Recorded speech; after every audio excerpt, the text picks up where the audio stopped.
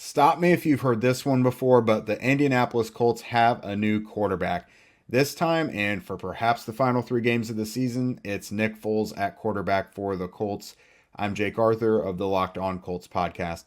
Fans have been clamoring for this one for a few weeks now. Matt Ryan has been benched once again, this time in favor for Nick Foles. We've seen Matt Ryan just pummeled throughout the season, just kind of totally changing him as a quarterback, not playing like a 15-year vet normally would.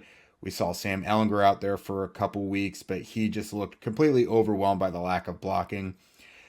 I've been interested to see if Nick Foles would come in here at some point. The Colts have had no semblance of a downfield passing attack, and he is a bit more aggressive than his two predecessors this season. I really think that it could open up things for Alec Pierce and Jelani Woods. That's two guys who are downfield threats for the Colts who I think a lot of us would agree have been underutilized this season. So we'll see how it goes. Protection's probably not going to be perfect. He's probably going to take some sacks. He's probably going to turn the ball over as well. He's got a little bit more YOLO to his game than, Matt Ryan has developed that this year as well.